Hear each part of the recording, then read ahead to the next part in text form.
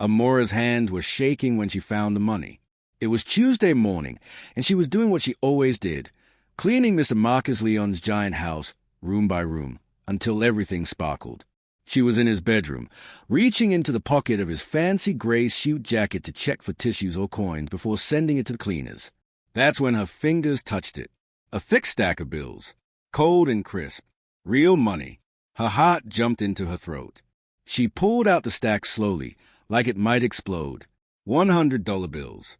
She counted them twice, her fingers trembling. $3,000. 30 bills. More money than she made in 3 whole months of scrubbing floors and washing dishes. For a moment, just one tiny, dangerous moment, Amora let herself dream. She could pay her mother's hospital bills. All of them. The ones that kept her awake at night, crying into her pillow. She could fix the leak in their apartment ceiling. She could buy her little sister new shoes instead of the taped-up ones she wore to school. Nobody would know. Mr. Leon had so much money. He probably wouldn't even notice. But then Amora looked at herself in the big mirror on the wall. She saw a tired woman in a faded uniform. Dark circles under her eyes from working 2 jobs. Hands rough from cleaning chemicals. But she also saw her grandmother's eyes looking back at her, the grandmother who raised her, who always said, "Amora, baby, your name means grace and eternal. Don't ever let anyone steal those things from you, not even yourself." Amora's chest felt tight. She folded the money carefully and placed it on Mr. Leon's desk with a note. "Found this in your gray suit pocket. Amora." She went back to work, even though her hands wouldn't stop shaking. That afternoon, her phone buzzed. A text from Evan, the guy her friend Rosa had set her up with for a blind date. "Evan, still on for tonight? Don't worry about money. I've got everything covered. Just bring your beautiful self." Smiling face. Amora smiled. Maybe something good was coming her way after all. Maybe doing the right thing would bring good luck. She went home early and stood in front of her tiny closet. She only had 3 nice outfits. She chose her favorite, a simple blue dress her mother had given her last birthday. It was clean and pretty, even if it wasn't fancy. Then she checked her purse. 1 crumpled $5 bill. That was it until payday on Friday. But Evan said he had everything covered. He promised. Amora took a deep breath and tucked the $5 into her purse, just in case. The restaurant was nothing like Amora expected. It was called the Golden Terrace, and it had sparkly lights hanging from the ceiling like stars. The tables had white cloths so bright they almost hurt to look at. Everyone inside was dressed in expensive clothes, shiny dresses, perfect suits, jewelry that caught the light. Amora felt small. Very, very small. She walked to the table Evan had texted her about, her cheap shoes clicking on the marble floor. Every step felt like everyone was watching her, judging her dress, counting how much it didn't cost. Evan was already sitting there. He was handsome, tall, with slick-back hair and a suit that probably cost more than her entire month's rent. When he saw her, his smile was big and white. "Amora, you made it." He stood up and pulled out her chair like a gentleman. She sat down, her purse clutched in her lap. "This place is, wow, it's beautiful. Only the best."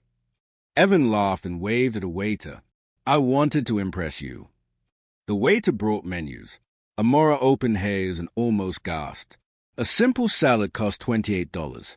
A steak was $65. Even water, fancy water, was $8 a bottle. "Order anything you want," Evan said, leaning back in his chair. "Sky's the limit." Amora's stomach twisted. She chose the cheapest thing she could find, a soup for $18. It still felt like stealing. They talked for a while. Evan asked about her job. She told him she was a maid. He nodded, but something changed in his eyes. Something cold. The food came. Amora ate her soup slowly, trying to make it last. Evan ordered 3 different dishes and barely touched them. Then the waiter brought the check. Evan picked it up, looked at it, and his whole face changed. The friendly smile melted away like ice cream in the sun. He put the check down on the table, right in front of Amora. "So," he said, his voice different now, sharp, mean, "how about we split this?" Amora's blood went cold. "But you said—" "I said I'd take you to a nice place."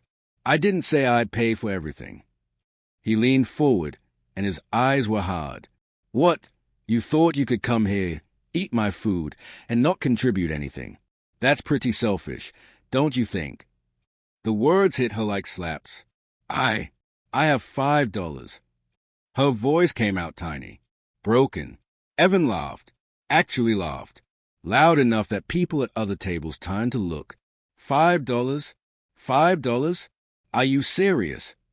He said it louder, and now everyone was definitely watching. You came to the Golden Terrace with $5.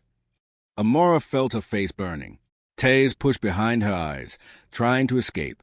She wanted to disappear, to melt into the floor, to never have been born. The manager started walking toward their table, his face concerned, and that's when the front door opened. Marcus Leon walked in. Marcus Leon didn't just walk into a room. He owned it.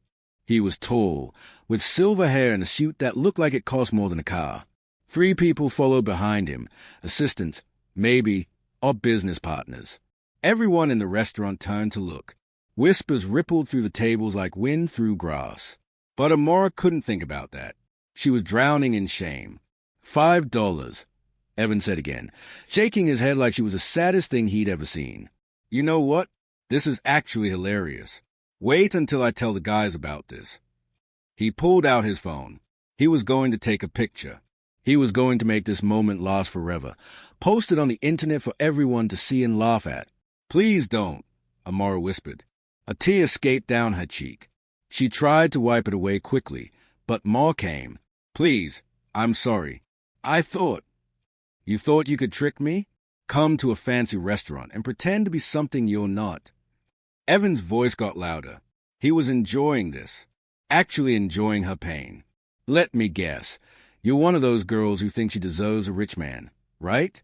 Even though you're just a maid? Even though you're nobody? The word nobody hit her chest like a hammer. The manager reached their table. He was an older man with kind eyes, but even his kindness felt like pity. Is everything all right here? Everything's fine, Evan said smoothly. Just a little misunderstanding about the bill. My date here seems to have forgotten her wallet. Well, not forgotten. She never had one to begin with. People at nearby tables were definitely watching now. Some looked away, embarrassed for her. Others stared openly, like she was a show. A woman in diamonds whispered to her husband. A teenage girl was recording on her phone. Amora wanted to run. She started to stand up, her legs shaking so badly she almost fell. That's when she heard it. Amora. The voice was deep, strong, familiar. She turned, and there he was, Marcus Leon, her boss, the man whose house she cleaned every Tuesday and Thursday, the man whose $3,000 she'd returned just this morning. He was staring at her, and his face was changing. Confusion turned to recognition. Recognition turned to understanding. Understanding turned to something that made Amora's bones cold. Rage. Pure, burning rage. Mr. Leon, she started, but he held up one hand. He walked toward their table, and the whole restaurant went quiet. Even the kitchen sounds seemed to stop. His 3 companions stayed back, but they watched with sharp, interested eyes. Marcus looked at Evan, then at the check, then at Amora's tear-stained face. What, he said softly, is happening here? Evan's confident smile flickered. He clearly recognized Marcus. Everyone in the city knew Marcus Leon. Billionaire, owner of Leon Industries, one of the most powerful men in the state. Oh, Mr. Leon, sir, what an honor. Evan stood up so fast his chair scraped. I'm Evan Mitchell. My father owns Mitchell Properties. We've done some work with your company, I believe. I asked, Marcus said, his voice colder now, what is happening here? Evan's smile got nervous. Just a dinner date, sir. A little financial misunderstanding. Nothing serious. Financial misunderstanding. Marcus picked up the check. His eyes scanned it. This bill is $147, and you're making her cry over it.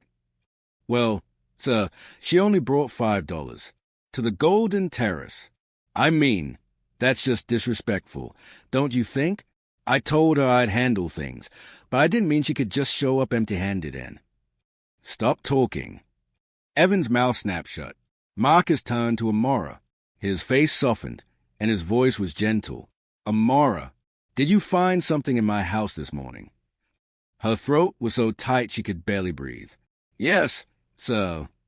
How much was it? $3,000. The restaurant gasped. Actually gasped. Like in a movie. Marcus nodded slowly. $3,000. And what did you do with it? I left it on your desk. I couldn't keep it. It wasn't mine.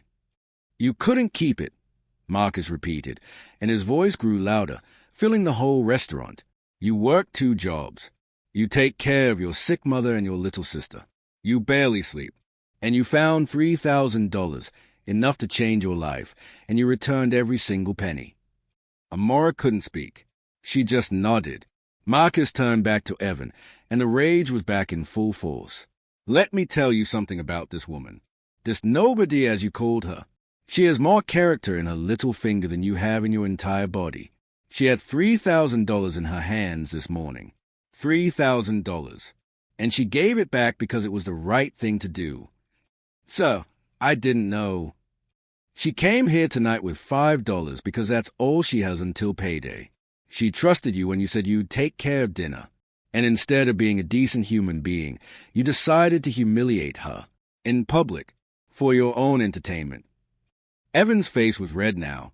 People were recording on their phones. His perfect evening was falling apart. She works for me, Marcus said, and his voice was like thunder. She cleans my home.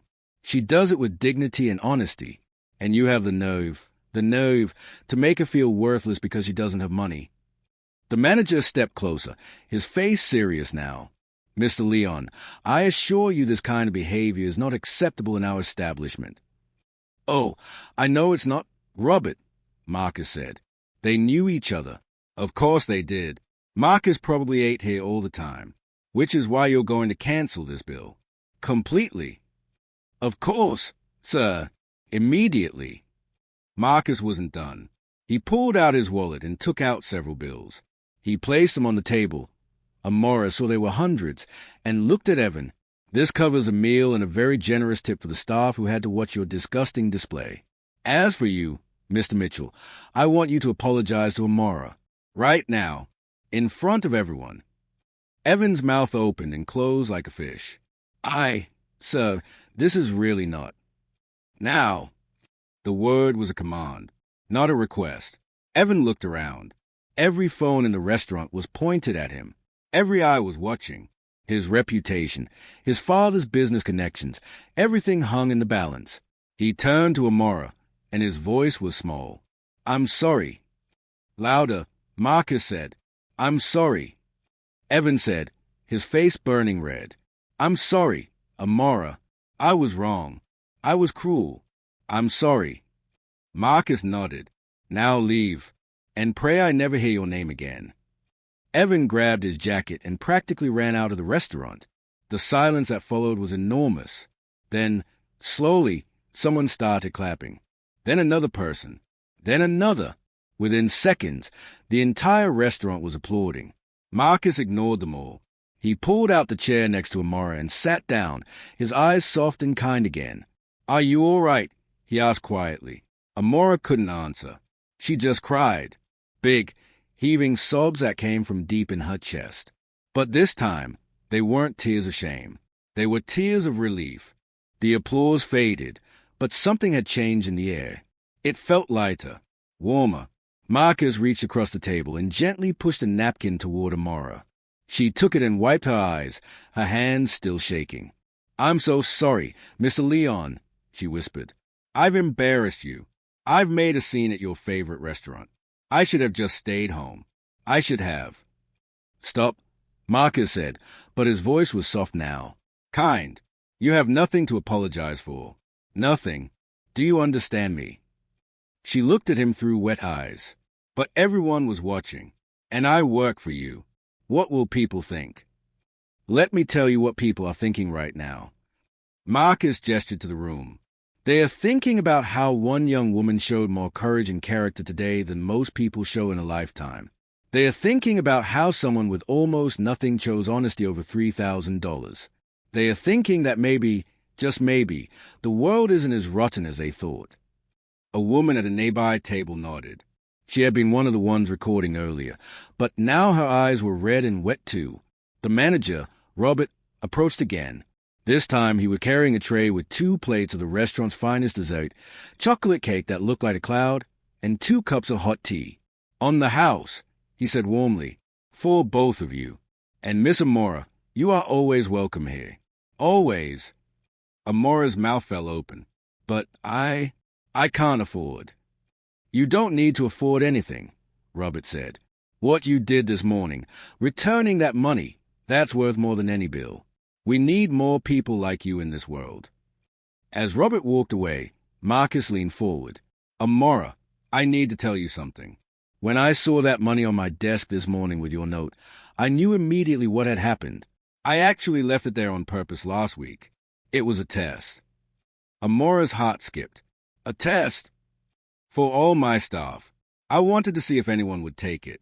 3 people cleaned my house on different days. You were the only one who returned it." He paused, his eyes serious. "Do you know what that tells me?" She shook her head, afraid to hope. "It tells me you're exactly the kind of person I want to invest in." "Invest in?" The words felt strange in her mouth. Marcus nodded. "I've been watching you for 6 months. You're never late. You work harder than anyone I've ever seen. You take care of details that nobody else notices. You treat my home like it matters, even though it's just a job to you." He took a breath. "What are your dreams, Amora? What would you do if money wasn't a problem?" The question was so big, so unexpected, that Amora almost couldn't answer. I want to go back to school. I want to study business management. I want to help people like me, people who work hard but never get a chance to climb higher. I want to prove that where you start doesn't have to be where you end." Marcus smiled, the kind of smile that made his whole face light up. "Then that's exactly what you're going to do." "Sir, I don't understand." "Starting tomorrow, you're not my maid anymore." He held up his hand before she could panic. "You're going to be my executive assistant in training. You'll still get paid. Actually, you'll get paid 3 times what you make now. And I'm going to pay for your education. All of it. Books, tuition, everything." Amora felt dizzy. The room started spinning. "Mr. Leon, that's too much. I can't accept." "Yes, you can. And you will." His voice was firm but warm. "Because it's not charity, Amora. It's an investment. I believe in you. I believe in what you can become. And one day, when you're successful, I'm going to ask you to do something for me." "Anything," she breathed. "Pay it forward." Marcus's eyes were bright with passion now. When you see someone struggling, someone who's being judged for having less, someone who needs a hand up instead of a handout, I want you to help them, just like I'm helping you now. Can you promise me that?" Amora's throat was too tight to speak. She nodded, tears streaming down her face again. But these were different tears. These were the kind that healed instead of hurt. Marcus stood up and offered his hand. "Come on, let's get you home. You've had enough excitement for one night." As they walked toward the door, something amazing happened. People started standing up. One by one, the diners rose from their seats. Some clapped. Some smiled. One elderly man tipped his hat. A young girl, maybe 10 years old, ran up to Amora and hugged her legs. "You're so brave," she whispered. Outside, the cool night air felt like freedom. Marcus's car was waiting, a sleek black vehicle that looked like it belonged in a movie. "Thank you," Amora said as they reached it. "Thank you for seeing me, for believing in me, for saving me tonight." Marcus opened the car door for her. "You saved yourself, Amora. When you chose honesty this morning, you saved yourself. I just made sure everyone else could see what I already knew, that you're exceptional." As the car pulled away from the Golden Terrace, Amora looked back at the restaurant, the sparkly lights, the fancy people, the place where she'd almost been broken. But she wasn't broken. She was just beginning. 3 years later, Amora stood in her own office. It wasn't huge, but it was hers. The sign on the door read, Amora Johnson, Community Investment Director, Leon Industries. She had graduated top of her class. She had helped create programs that gave jobs to hundreds of people who'd been overlooked, people like she used to be. She had kept her promise. And on her desk, in a simple frame, was a crumpled $5 bill, the same one she'd carried that night. She kept it there to remember, to never forget where she came from and how far she'd come. Below it was a quote she'd written herself. Dignity isn't about how much money you have. It's about what you do when no one is watching. On her phone, she had one text message saved. From Marcus, sent the morning after that terrible, wonderful night. The world tried to tell you that you were worth $5. I'm glad I was there to remind you, and everyone else, that your worth cannot be measured. It can only be honored. Go change the world. Amora, I'll be watching. She read it every morning before she started work. And every day, she looked for chances to pay it forward. What would you have done if you saw someone being humiliated over a few dollars? Would you have spoken up? Would you have walked away? Would you have been the person to stand and applaud when justice finally came? The truth is, we all face moments like this. Moments when we can choose to lift someone up or tear them down. Moments when we can see past someone's bank account and into their heart. Amora's story is real in ways that matter. Maybe not every detail, but the core truth, that dignity matters more than dollars, that character is proven in crisis, that one person's courage can change everything. That's real. If this story touched your heart, don't keep it to yourself. Share it with someone who needs to remember their worth. Like this video to help others find it. Subscribe for more stories that remind us what it means to be human. And most importantly, look around your own life. Who's the person being overlooked? Who's being judged for what they don't have instead of who they are? That's your Amora, and you could be their Marcus. Drop a comment below. Have you ever witnessed someone being treated badly because of money? What did you do? What do you wish you'd done? Remember, you don't need to be a billionaire to change someone's life. You just need to be brave enough to stand up when everyone else is sitting down. Hit that like button if you believe in second chances. Subscribe if you want more stories about everyday heroes. Share this if you know someone who needs to hear today. Because dignity isn't bought. It's given freely. And it starts with you. Thank you for reading Amora's story. Now go write your own chapter of kindness. The world is waiting.